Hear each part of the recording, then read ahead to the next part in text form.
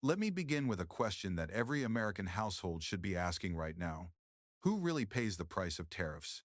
Earlier this year, when Amazon considered displaying the portion of every product's cost that came directly from tariffs, the move sparked an unusual call from the White House. President Donald Trump, defending his sweeping new trade policies, pushed back against the very idea that consumers, not China, were carrying the burden. But the numbers tell a different story. And the story behind those numbers may signal a profound economic shift that few Americans are prepared for. In April 2025, the Trump administration announced tariffs of 10% on nearly all imports and a staggering 145% on Chinese goods. It was a bold attempt to rewrite the rules of trade, a promise to protect American industries from what the president called unfair competition. Yet for Amazon, the company that built its empire on low prices and rapid delivery, this policy was nothing short of an earthquake. Suddenly, the math didn't add up. Electronics alone faced cost increases of up to 25%. That meant thinner margins, higher prices, and for the first time in years, serious questions about whether the world's largest online marketplace could maintain its dominance. The shockwaves didn't stop at Amazon's balance sheet. Investors reacted almost immediately, wiping billions off the company's market value within weeks of the tariff announcement. Ordinary consumers began to notice price hikes on everyday items, from phone chargers to kitchen utensils, turning what used to be routine purchases into difficult choices. For families already struggling with high interest rates and stagnant wages, the so-called protective tariffs started to feel less like national strategy and more like a hidden tax. So we are left with a critical question. Are these tariffs making America stronger, or are they quietly eroding the very economic foundation they were meant to defend? Are we witnessing the early signs of a broader trade crisis that could reshape not just corporate profits, but the daily lives of millions of working families across the United States? If you want to follow how this story unfolds, don't forget to hit that like button and subscribe. Your support helps bring more in-depth analysis of how Trump's tariffs are reshaping the global economy, trade relations, and the future of American consumers. When we talk about tariffs, it's important to remember why they were imposed in the first place. President Trump presented the sweeping measures as a shield for American workers and industries, promising that higher tariffs would push companies to bring manufacturing back home. On paper, this strategy sounded straightforward: tax foreign goods, level the playing field, and spark a revival of domestic production. But in practice, the story turned out to be far more complicated and far more costly. The 2025 tariffs were broader and harsher than anything seen in decades. A flat 10% duty on almost all imports meant that every sector, from electronics to clothing to household goods, suddenly carried new costs. The 145% tariff on Chinese goods was designed to hit Beijing hardest, but the ripple effects went far beyond China's borders. For global corporations like Amazon, which had built their supply chains around Chinese manufacturing and low-cost imports, the policy created a structural shock. Overnight, the foundation of Amazon's low-price, high-volume business model cracked. Electronics were among the first casualties. Analysts estimated that import costs for laptops, tablets, and chargers rose by as much as 25% within weeks of the tariffs taking effect. That kind of increase couldn't be absorbed indefinitely, even by a giant like Amazon. And the pain wasn't limited to electronics. Clothing, kitchenware, office supplies, everyday items that households rely on, were suddenly more expensive to import and resell. What was marketed as a push to make America great again, in manufacturing terms, ended up driving costs higher for businesses and consumers alike. Behind the headlines, Amazon executives scrambled to model the impact. Their internal forecasts suggested billions in added costs, putting pressure not only on margins but also on customer trust. After all, Amazon's entire brand identity is tied to affordability and convenience.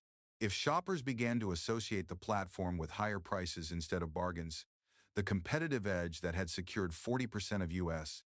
e-commerce could quickly erode. Meanwhile, the political dimension made matters even more volatile. When reports surfaced that Amazon was planning to display the portion of each product's cost attributed to tariffs, the White House reacted with fury. For Trump, the optics were everything. He wanted voters to see tariffs as a penalty on China, not as a hidden tax on Americans. Amazon's transparency threatened that narrative, risking a public backlash that could undercut the administration's trade message. The phone call to Jeff Bezos was not just about corporate policy, it was about political survival. This clash between political objectives and economic realities exposed the heart of the problem. Tariffs may have been sold as tools to defend American industry, but in a hyper-connected global economy, the first and fastest impact was on U.S. consumers.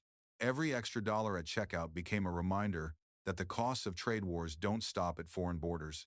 They come home. And Amazon, sitting at the intersection of global trade and American households, became the most visible case study of how policy decisions in Washington can unravel the daily lives of millions almost overnight.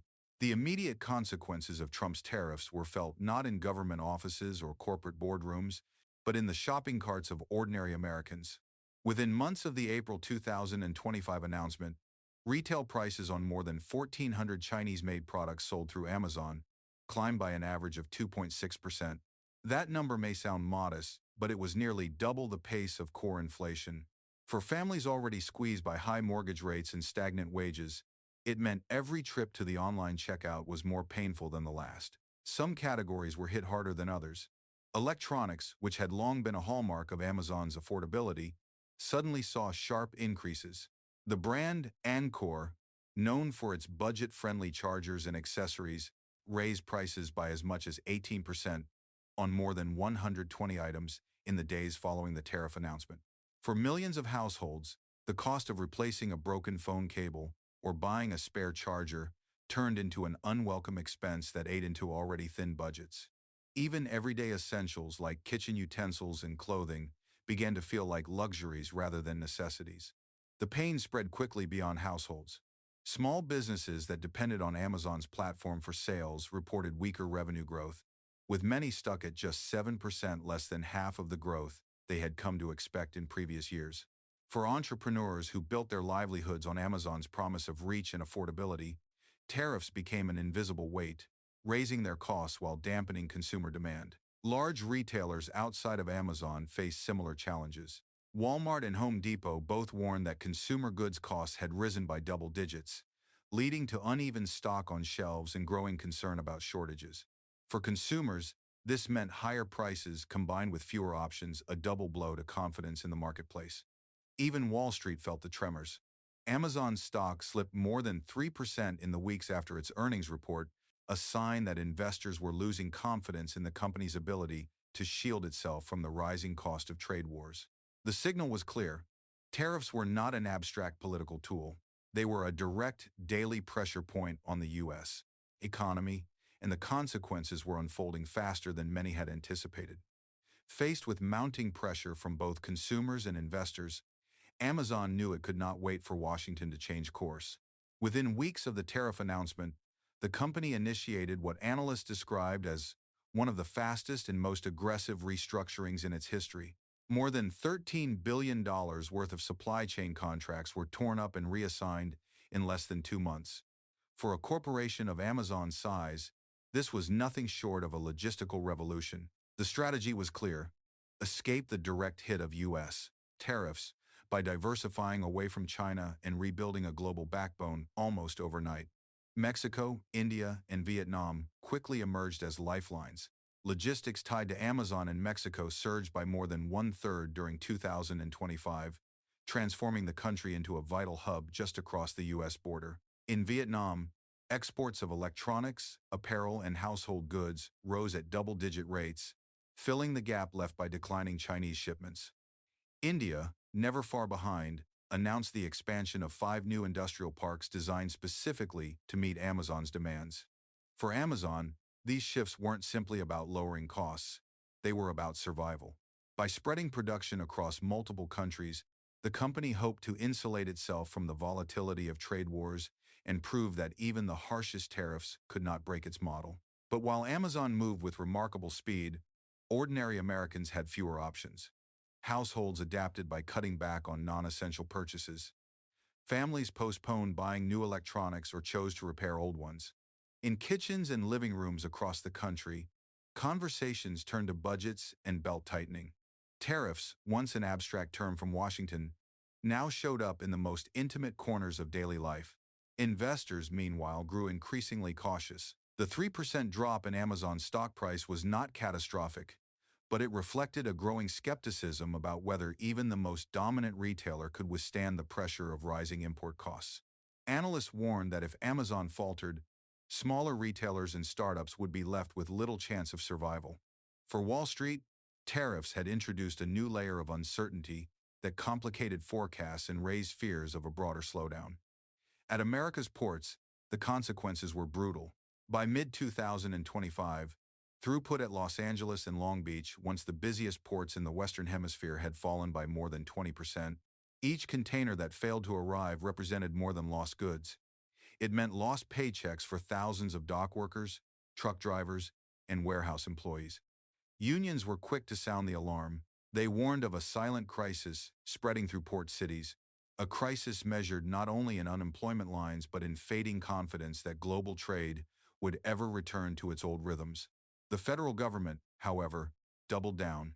The administration continued to defend the tariffs as essential to protecting American industries, even as consumer anger mounted and communities tied to trade slipped into decline. Officials pointed to the growth in Mexico, India, and Vietnam as proof that global supply chains could adapt without harming U.S. interests. Yet critics argued that this adaptation benefited everyone but American workers. Indeed, the winners were clear. Mexico's exports to the United States surged by nearly 28% in the first quarter of 2025 alone. Vietnam climbed into the top 5 suppliers of online goods to the U.S. market, surpassing South Korea. India secured a flood of new investments that brought factories, jobs, and a renewed sense of economic confidence. These countries, once seen as secondary players, were suddenly reaping the rewards of America's retreat from Chinese supply chains. The responses painted a stark picture. While corporations like Amazon reshaped their networks to survive, American families and workers were left to shoulder the costs. And the longer tariffs remained in place, the more the balance of power tilted not toward U.S. industries, but toward a new generation of competitors abroad. When we step back from the immediate disruption and look toward the horizon, the long-term consequences of Trump's tariff policies become clearer and more troubling. At first glance, tariffs were supposed to revitalize American industries by discouraging reliance on foreign production. Yet by mid-2025, the opposite trend was already unfolding. Instead of reshoring factories and jobs, supply chains simply rerouted to other nations, leaving U.S. ports and workers increasingly sidelined. The most visible decline appeared along America's coastlines. Throughput at the ports of Los Angeles and Long Beach was down more than 20%, and industry experts warned that for every 10% decline in container traffic, thousands of jobs disappeared. That meant not only dock workers but also truck drivers, warehouse employees, and rail operators lost livelihoods tied to the flow of goods.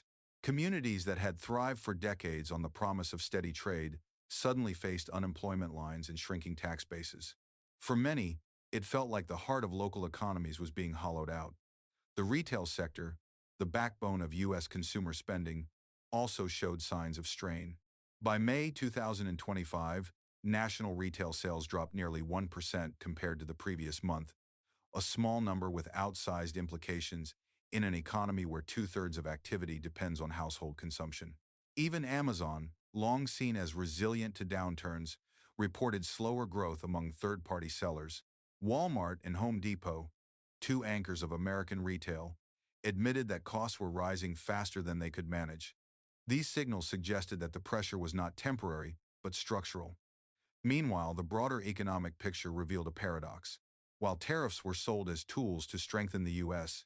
economy, they inadvertently eroded its global position. By pushing production toward Mexico, India, and Vietnam, Washington handed these nations an unprecedented opportunity to scale their industries and capture greater shares of global trade. Analysts predicted that if current trends persisted, the United States could lose up to 1/5 of its global import market share by 2026. For a country that had long dominated global commerce, such a decline would represent more than an economic setback. It would mean the erosion of geopolitical leverage that comes with being the world's primary consumer market. This shift also carried implications for American influence in future trade negotiations. When supply chains bypass U.S. ports and reroute through Asia or Latin America, Washington loses its ability to dictate terms. Countries like Vietnam and India, once minor players, now hold stronger bargaining power. China, though bruised by tariffs, also adapts by deepening ties with its neighbors and expanding influence in regional markets. The result is a fragmented trade landscape where the United States risks becoming one voice among many, rather than the dominant force it once was. In essence, the long-term impact of U.S. tariffs may be a hollowing out of both economic and strategic power. Jobs vanish from American soil, consumer spending weakens, and competitors abroad grow stronger. The irony is hard to ignore. A policy designed to make America great again could instead accelerate the country's gradual loss of influence in the very system it once controlled. Looking ahead, the trajectory of America's trade war raises several possible scenarios, each with profound implications for the U.S. economy, its industries, and its global standing. The first scenario is the one we are currently living through: continuation. If the tariffs remain in place, the cost of consumer goods will continue to climb, slowly draining household budgets across the country. Retailers will face shrinking demand, and American ports will keep losing traffic to competitors abroad. Over time, entire communities tied to logistics and manufacturing may face structural unemployment, the kind that does not simply rebound when the economy improves. A second scenario is reversal. If Washington decides to roll back tariffs in the face of mounting political pressure, some short-term relief could arrive for both consumers and corporations. Prices might stabilize, and import flows could partially recover. But by then, the damage to trust may already be done. Corporations like Amazon, which invested billions to diversify their supply chains, are unlikely to return fully to their old models. Once production lines are built in Mexico, India, and Vietnam, they will not be abandoned overnight. This means that even in a rollback, America might find that its leverage has permanently declined. The third scenario is selective adjustment. Instead of lifting tariffs entirely, the U.S. could maintain punitive duties on China while offering preferential treatment to other partners. This approach might strengthen ties with countries like Mexico, India, and Vietnam, cementing their roles as the new pillars of American consumption. But such a strategy comes with risks. While it reduces exposure to China, it does little to bring production back to U.S. soil. American workers may still be left waiting for jobs that never return, while global supply chains evolve beyond Washington's direct control. Each scenario carries political weight. For Trump, maintaining the tariffs aligns with his brand of economic nationalism, but it risks alienating voters as prices rise and jobs vanish. For his critics, the tariffs offer proof that protectionism is more costly than beneficial. Either way, the debate will intensify as more industries come under strain. Agriculture could be next, with farmers facing higher costs for equipment and losing access to export markets. Technology firms may also feel the pressure if parts and components remain entangled in tariff disputes. Even the energy sector, long considered a bedrock of U.S. strength, could be tested if global trade flows continue to fragment. The most unsettling question is whether protectionism is actually making America stronger or accelerating its decline. If the United States loses up to a fifth of its import market share by 2026, as some analysts warn, it will no longer set the pace of global trade. Instead, the center of gravity may shift permanently toward Asia and Latin America. Washington's ability to shape the rules of commerce, once its greatest tool of influence, would erode. The future is not yet written. But what we can say with certainty is that tariffs are not simply numbers on a policy sheet. They are lived realities for millions of American families, thousands of communities, and the corporations that serve them. And unless the course changes, the next chapter of this trade war could be even more disruptive than the first. Amazon may have weathered the storm of Trump's tariffs, but survival does not equal victory. The company's rapid restructuring showed that even the most powerful corporations are vulnerable when trade policy collides with global reality. Yet the deeper story here is not about Amazon alone. It is about American families paying more for everyday goods, American workers watching jobs disappear, and emerging economies quietly stepping into roles the United States once dominated. What makes this moment so striking is the irony. Tariffs, sold as a tool to protect American industry, are instead fueling the growth of competitors abroad while undermining confidence at home. Mexico, India, and Vietnam are celebrating new factories, new jobs, and new influence. Meanwhile, U.S. consumers face shrinking disposable income, and communities tied to logistics wonder whether global trade will ever return to their shores. So we are left with an uncomfortable question. If Amazon, with all its resources, scale, and power, can be shaken to its core, what happens when the same forces hit agriculture, technology, or energy? How long can American industries withstand the pressure before the very foundation of the U.S. economy begins to crack? The truth is that tariffs are more than numbers on a balance sheet. They are choices that ripple through households, boardrooms, and even geopolitics. And those choices will define whether America emerges stronger or weaker in the years ahead. Now, I'd like to hear from you. Do you think tariffs are protecting America's future or quietly accelerating its decline? Share your thoughts in the comments below. And if you want to stay ahead of these critical stories about trade, economics, and global power, don't forget to like this video and subscribe. Your voice and your support make all the difference.